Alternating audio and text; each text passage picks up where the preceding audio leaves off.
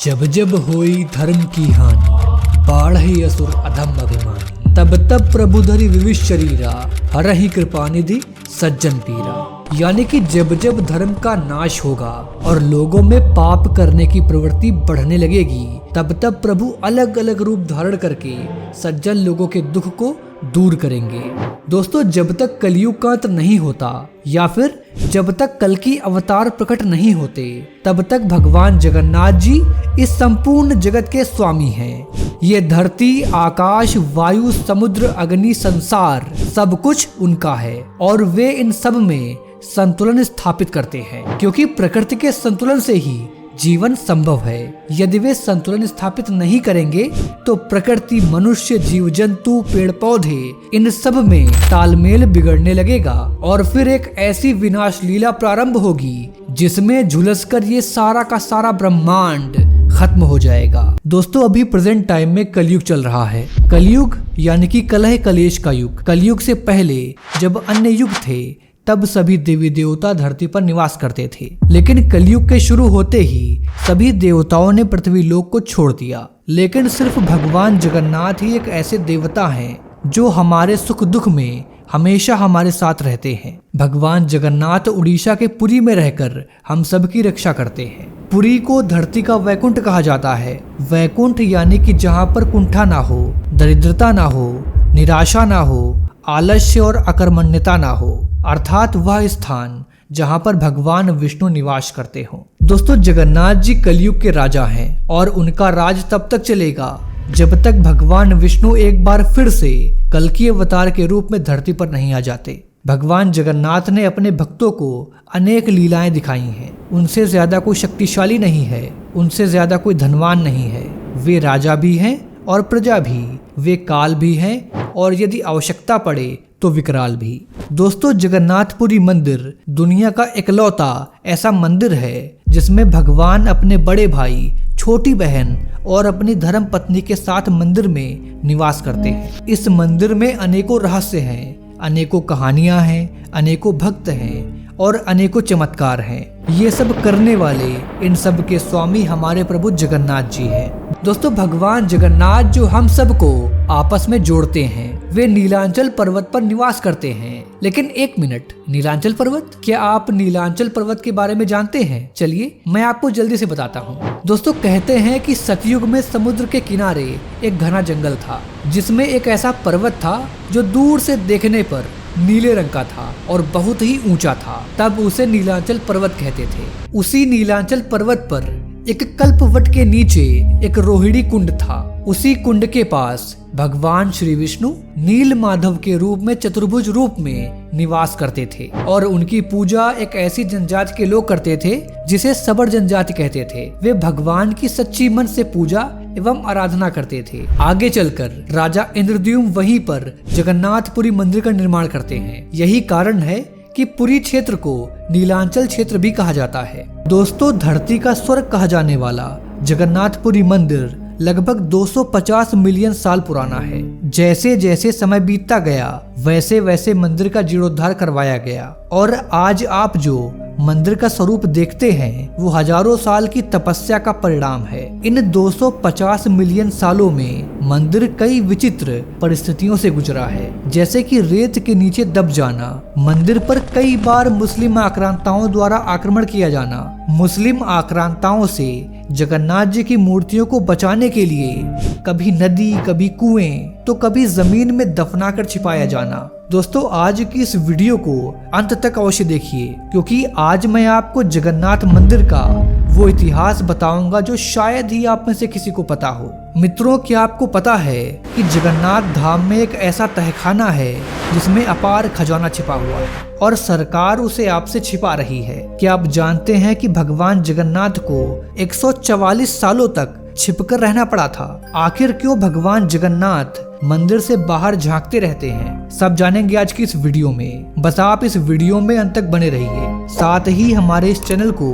Subscribe भी करिए। और यदि आप भगवान जगन्नाथ जी के सच्चे भक्त हैं तो नीचे कमेंट बॉक्स में एक बार सच्चे दिल से जय जगन्नाथ अवश्य लिखिए। मैं हूँ आपका दोस्त प्रतीक और चलिए शुरू करते हैं। दोस्तों, अपनी पुरानी वीडियोस के माध्यम से अब तक मैंने आपको भगवान जगन्नाथ की मूर्ति बनने तक की कहानी बताई है कि कैसे विश्वकर्मा जी मूर्तियां बना रहे थे, लेकिन रानी के द्वारा कक्ष के द्वार खोले जाने के कारण विश्वकर्मा जी मूर्तियां आधी बनी ही छोड़कर चले गए। इसी वजह से मूर्तियों का कुछ हिस्सा तो ढंग से बना है, लेकिन भगवान के पैर पूरी तरह से विकसित नहीं हैं। और अब आगे मैं आपको मंदिर के निर्माण की कहानी सुनाऊंगा कि कैसे मंदिर बना, कैसे भगवान जगन्नाथ जी को मंदिर में स्थापित किया गया और ऐसा क्या हुआ कि मंदिर पूरी तरह से रेत के नीचे दब गया। कथा शुरू होती है राजा इंद्रद्युम्न से।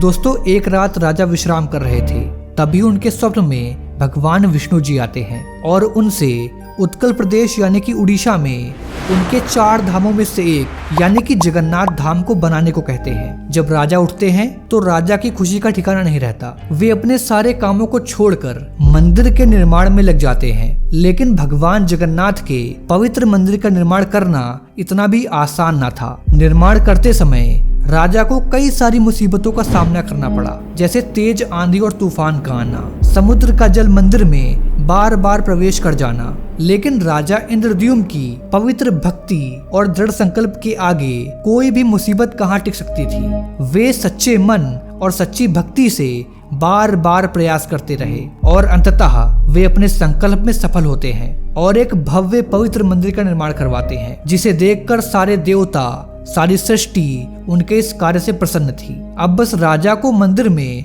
भगवान जगन्नाथ के विग्रह को स्थापित करवाना था और उसकी प्राण प्रतिष्ठा करवानी बाकी थी। लेकिन ये कार्य पूरी सृष्टि में भगवान ब्रह्मा के अलावा और कोई नहीं कर सकता था। इसलिए राजा इंद्रद्युम्न ब्रह्मा जी को इस शुभ कार्य के लिए आमंत्रित करना चाहते थे, लेकिन उन्हें यह नहीं पता था कि वो ये कार्य कैसे करेंगे।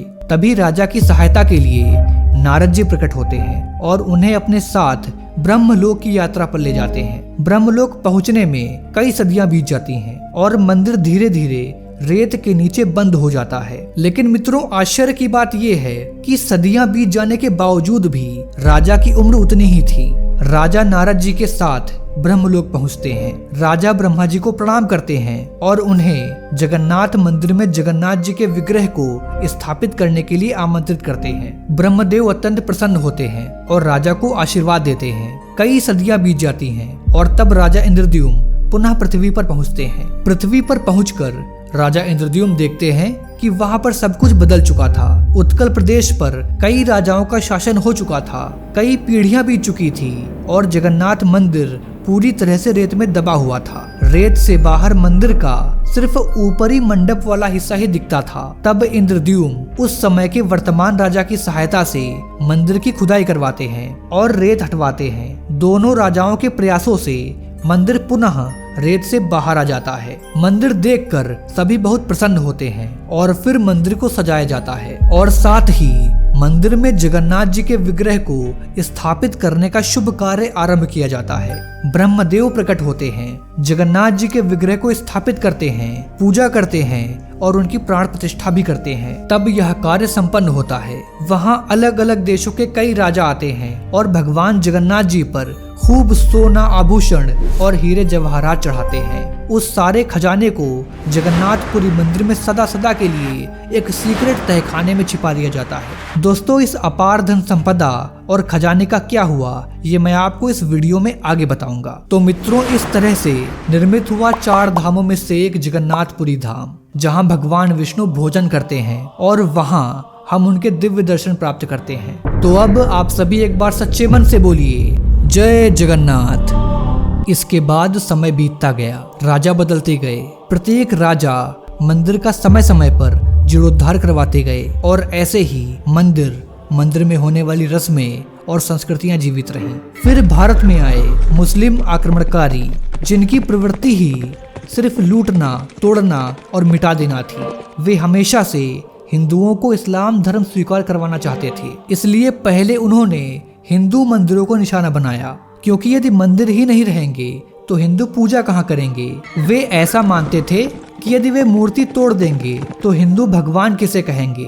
कुल मिलाकर वे हिंदुओं का भगवान से भरोसा उठा देना चाहते थे, इसलिए उन्होंने मंदिरों को तोड़ना और लूटना शुरू किया। वे बड़े बड़े एवं भव्य मंदिरों को लूटकर उसका खजाना अपने देश ले जाते थे। बात उस समय की है जब उड़ीसा का नाम उत्कल प्रदेश हुआ करता था। ये बहुत ही समृद्ध प्रदेश था। यहीं पर कई सारे बंदरगाह हुआ करते थे। इन्हीं बंदरगाहों से हमारी सभ्यता दुनिया के भिन्न भिन्न क्षेत्रों में फैली। यहीं से सुमात्रा, इंडोनेशिया, थाईलैंड में व्यापार हुआ करता था। इसी समृद्ध उत्कल प्रदेश की बढ़ती हुई शक्ति का पता इस्लामिक कट्टरपंथियों को चला और उन्होंने जगन्नाथ मंदिर को भी निशाना बनाया। मुस्लिम आक्रमणकारियों ने जगन्नाथ मंदिर पर एक दो नहीं पूरे 17 बार आक्रमण किए। जगन्नाथ मंदिर को तोड़ने एवं लूटने की कोशिश की। इन्हीं आक्रमणों के कारण भगवान जगन्नाथ को 144 वर्षों तक मंदिर से बाहर छिपकर रहना पड़ा। दोस्तों चलिए पहले मैं आपको जल्दी से मंदिर पर किए जाने वाले हमलों की जानकारी दे देता हूँ। जगन्नाथ मंदिर को नष्ट करने के लिए पहला हमला वर्ष 1340 में बंगाल के सुल्तान इलियास शाह ने करवाया था। उस वक्त ओडिशा उत्कल प्रदेश के नाम से प्रसिद्ध था। उत्कल साम्राज्य के नरेश नरसिंह देव तृतीय ने सुल्तान इलियास शाह से युद्ध किया।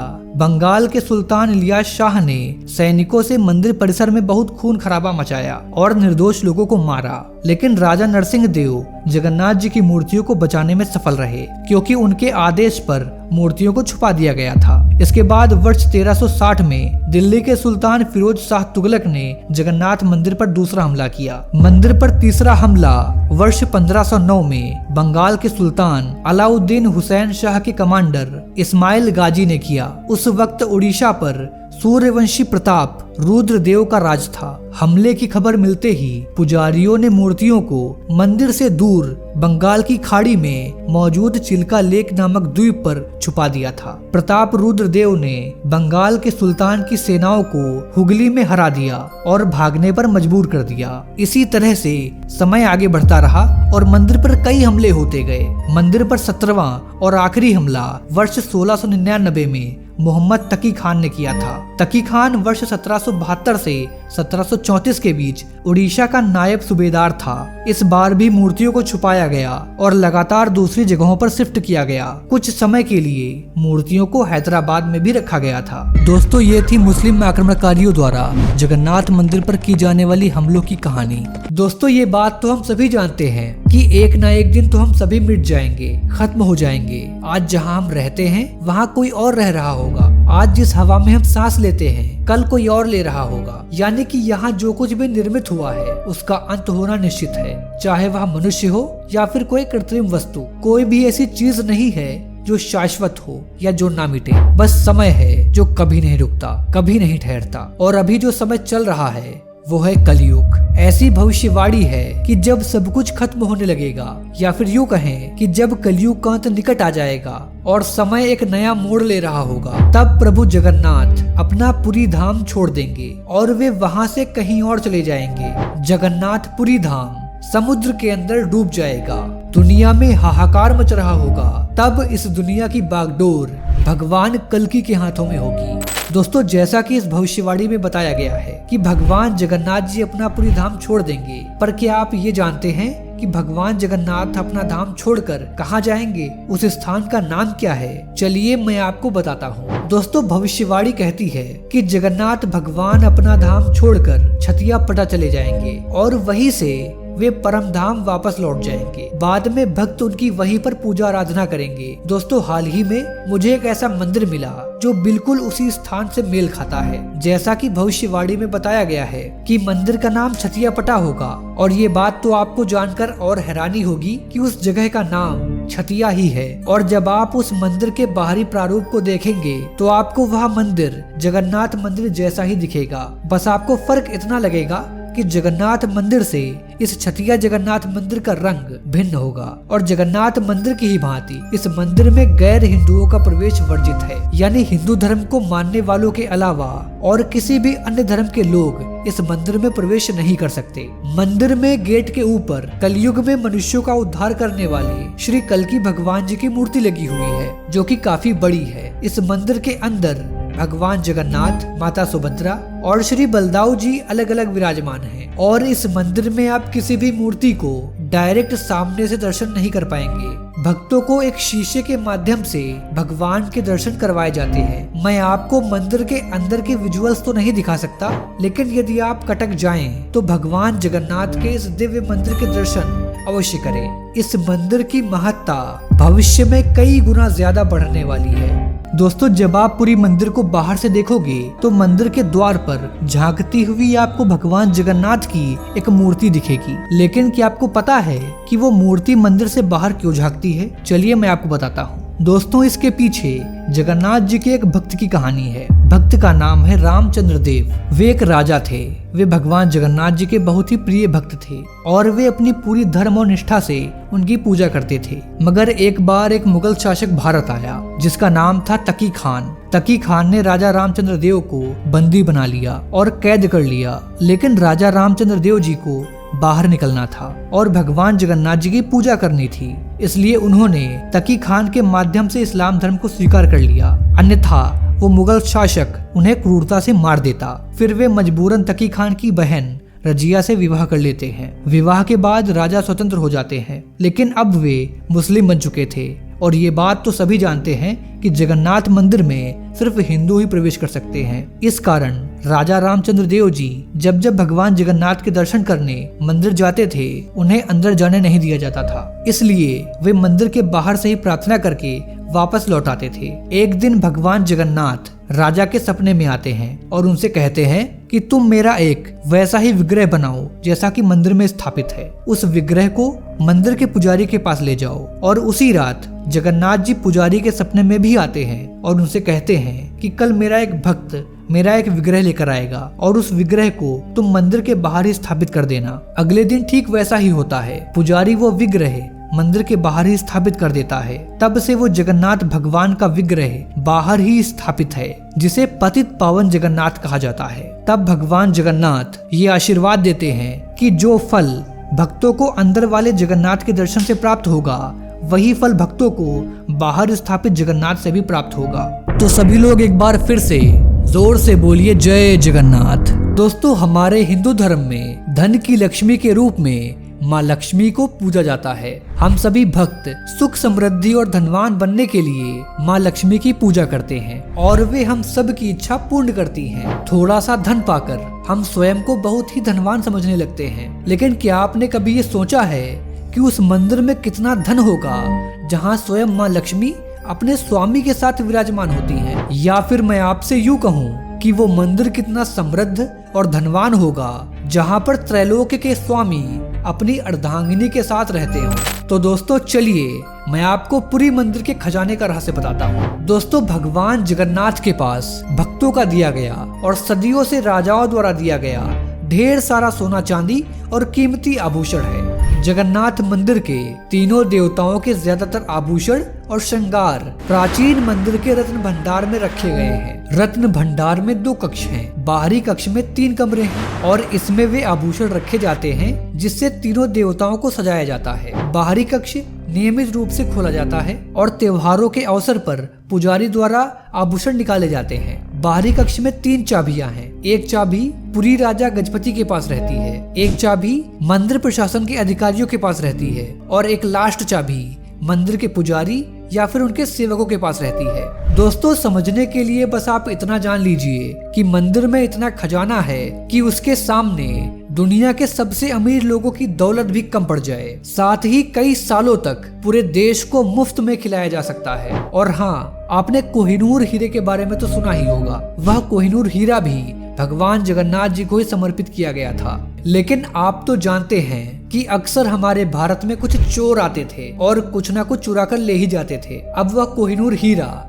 ब्रिटेन में है, लेकिन वह भारत में भगवान जगन्नाथ जी की अमानत है जिसे वापस भारत में आना ही चाहिए। दोस्तों, भारत सरकार द्वारा 1978 में पहली बार पूरी जगन्नाथ मंदिर के खजाने को खोला गया था। उस लिस्ट के अनुसार रत्न भंडार में 12,831 भरी सोना, 22,153 भरी चांदी। दोस्तों, आपको बता दूं कि एक भरी 1155 ग्राम के बराबर है। यह तो बस अनुमान है। मंदिर में असल में कितना धन है और उस धन की कितनी कीमत है, यह कोई नहीं जानता। सन 2018 में खजाने कक्ष के आंतरिक कक्ष की सुरक्षा और स्थायित्व को लेकर चिंता थी। आंतरिक कक्ष दशकों से खोला नहीं गया था। जब बाहरी दीवार पर दरारें देखी गयी और मरम्मत करवाने की जरूरत महसूस की गई तो कहा गया कि आंतरिक कक्ष की चाबियां मिल नहीं रही हैं। रिपोर्ट की माने तो आंतरिक कक्ष को खोलने के लिए 3 चाबियों की जरूरत होती है। लेकिन दोस्तों, क्या आप जानते हैं कि अब तक मैं आपको जिस रत्न भंडार या फिर यूँ कहूँ कि खजाने की बात बता रहा था, उस रत्न भंडार की चाबियां खो गई हैं। लगभग 40 सालों से जगन्नाथपुरी मंदिर के खजाने की चाबियां नहीं मिली हैं और यह बात भी कोई नहीं जानता कि असल में रत्न भंडार की चाबियां मिली भी हैं या नहीं। दोस्तों, जगन्नाथ स्वामी जो उड़ीसा राज्य में समुद्र के किनारे पुरी नगर में निवास करते हैं। ऐसा कहते हैं कि भगवान जगन्नाथ का पुरी क्षेत्र शंख के आकार का है, यानी कि यदि आप पुरी को भौगोलिक दृष्टि से देखेंगे तो आप पाएंगे कि जिस आकार का शंख होता है पुरी भी उसी आकार का है और वो आसमान से शंख की तरह ही दिखता है। जिस तरह भगवान विष्णु के 4 हाथ हैं और प्रत्येक हाथ में क्रमशः शंख, चक्र, गदा और पद्म यानी कि कमल सुशोभित है, उसी तरह आपको ये जानकर भी थोड़ी हैरानी होगी कि उड़ीसा में 4 ऐसी जगह हैं जो भगवान विष्णु के शंख, चक्र, गदा और पद्म का प्रतिनिधित्व करते हैं। जिसमें से सबसे पहला है पुरी, जो कि मैंने आपको पहले ही बताया है कि वो शंख का प्रतिनिधित्व करता है। फिर आता है चक्र, जिसका प्रतिनिधित्व भुवनेश्वर करता है, जहाँ पर भगवान भोलेनाथ का लिंगराज मंदिर है जो सभी शिवलिंगों के राजा हैं।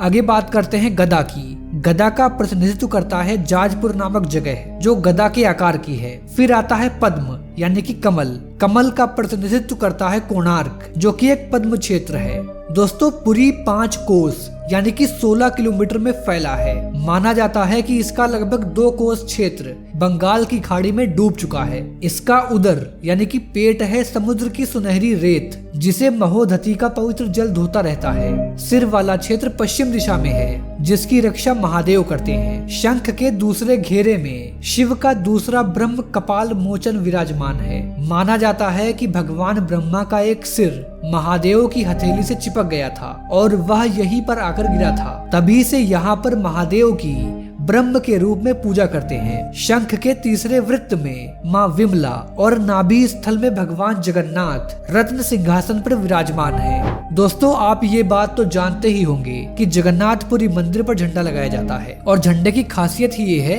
कि वो हवा की विपरीत दिशा में लहराता है। मंदिर के आसपास जितने भी झंडे लगे हुए हैं वे सब हवा की दिशा में ही लहराते हैं, लेकिन जगन्नाथपुरी मंदिर में ऐसा बिल्कुल नहीं होता। और ऐसा क्यों होता है वो भी मैंने आपको अपनी पिछली वीडियोस के माध्यम से बताया है। इसके पीछे एक प्यारी सी हनुमान जी की कहानी है जो शायद आप जानते ही होंगे। लेकिन झंडे को बदलने के लिए कुछ ऐसे रिचुअल्स को फॉलो किया जाता है जो शायद आप नहीं जानते।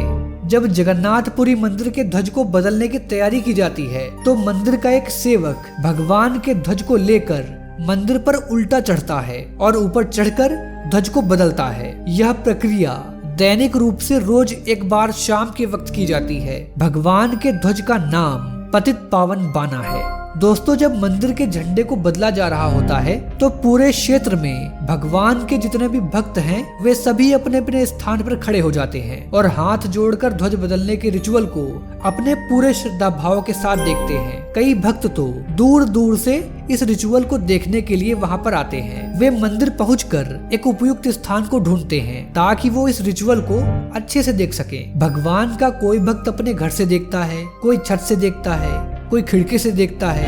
यानी कि भगवान के जिस भक्त को जो जगह मिलती है वो उस जगह से ध्वज बदलने के रिचुअल को पूर्ण श्रद्धा भाव के साथ देखता है और आध्यात्मिक सुख प्राप्त करता है। दोस्तों, एक ऐसी बात है जो आपको बतानी बहुत आवश्यक है कि उड़ीसा में ऐसा कहा जाता है कि जिस दिन मंदिर के ध्वज को नहीं बदला जाएगा या फिर जिस दिन मंदिर के सेवक ध्वज को नहीं बदल पाए उसके बाद मंदिर 18 सालों के लिए बंद हो जाएगा। इसलिए मंदिर के ध्वज को बदलना बहुत आवश्यक है, चाहे कैसी भी परिस्थिति आ जाए। दोस्तों, हमारे हिंदू धर्म में आरती करना पूजा की एक विधि है जो कई युगों से चली आ रही है। अभी आपके घर में आरती होती होगी या फिर आप भी कभी न कभी वाराणसी, हरिद्वार, काशी गंगा आरती में शामिल होने के लिए जरूर गए होंगे। लेकिन जिस तरह सतयुग में भगवान श्री राम ने समुद्र की आरती की थी। ठीक उसी तरह आज जगन्नाथपुरी मंदिर में भी समुद्र की आरती करने की प्रथा है। भगवान जगन्नाथ के मंदिर से थोड़ी ही दूरी पर समुद्र है, जिसकी आरती शाम के वक्त नियमित रूप से की जाती है और उस आरती में शामिल होने के लिए या फिर देखने के लिए कई भक्त इकट्ठा होते हैं। दोस्तों, हमारे ही तरह समुद्र देव भी भगवान जगन्नाथ के बहुत बड़े भक्त हैं। वह भी भगवान जगन्नाथ के दर्शन करना चाहते हैं। कहते हैं कि पहले भी समुद्र देव भगवान जगन्नाथ के दर्शन की आस में पुरी मंदिर के अंदर चले जाते थे, जिससे मंदिर में काफी ज्यादा नुकसान हो जाया करता था। तब भगवान जगन्नाथ जी ने हनुमान जी को समुद्र देव को उनके ही स्थान पर रोके रखने के लिए कहा था। इसलिए समुद्र देव तो अब मंदिर के पास आ नहीं सकते, तो जगन्नाथ प्रभु स्वयं समुद्र देव को दर्शन देने के लिए जाते हैं और इसीलिए समुद्र आरती की जाती है। यही हमारे सनातन धर्म की सुंदरता है कि इसमें समुद्र, नदी, वायु, आकाश सबकी पूजा की जाती है और सबको ईश्वर का दर्जा भी दिया जाता है। यदि आप भी उड़ीसा के पुरी मंदिर में जाएं, तो वहां रुककर समुद्र आरती में शामिल अवश्य हो। आरती में शामिल होकर आपके मन को बहुत ही शांति मिलेगी। दोस्तों, जैसा कि मैंने आपको बताया है कि उड़ीसा की पुरी नगरी बहुत ही दिव्य और रहस्यमयी है, इसलिए यहाँ पर कई दिव्य संत महात्मा भी हुए जिनके पास कई तरह की दिव्य शक्तियाँ थी।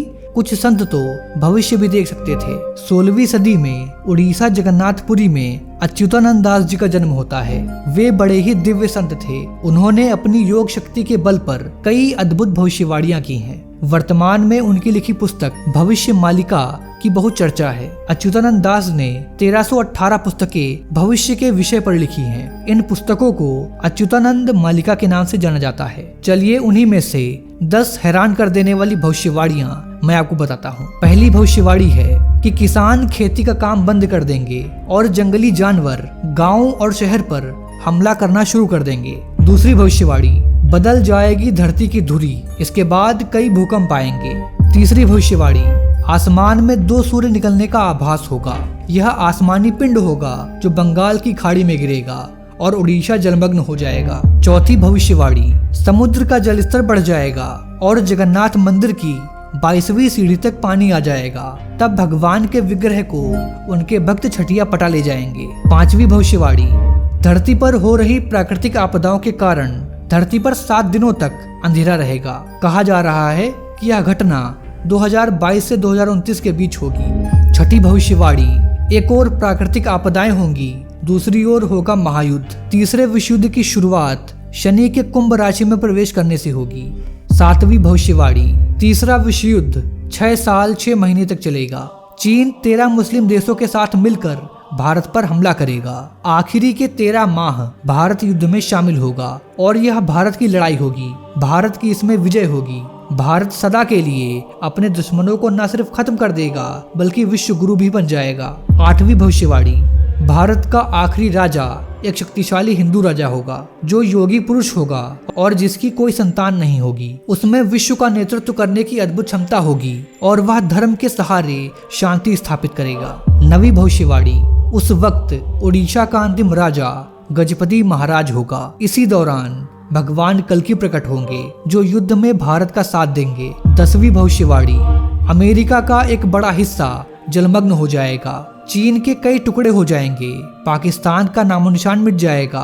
पाकिस्तान के साथ मिलकर लड़ने वाली शक्ति कमजोर और दयनीय हो जाएगी। रूस एक हिंदू देश बन जाएगा। यूरोप युद्ध लड़ने लायक नहीं रहेगा। वहाँ की जनसंख्या ना के बराबर होगी। इसके बाद 1000 साल तक शांति का युग बना रहेगा। तो मित्रों, इस एपिसोड को यहीं पर समाप्त करते हैं। इसका सेकंड पार्ट मैं जल्दी ही लाऊंगा जिसमें मैं आपको उन सवालों के जवाब दूंगा जो आपको इस वीडियो में नहीं मिल सके। जैसे जगन्नाथ मंदिर का तहखाना कैसा है, तहखाने में कितना धन है, इस कलयुग में क्यों होगा महाभारत युद्ध, कौन कौन होगा इस युद्ध का भागीदार और कौन करेगा इस युद्ध की शुरुआत। तो दोस्तों, आगे की वीडियोस पाते रहने के लिए हमारे चैनल को सब्सक्राइब अवश्य करिए। मिलता हूँ मैं आपसे अगली वीडियो में। जय जगन्नाथ।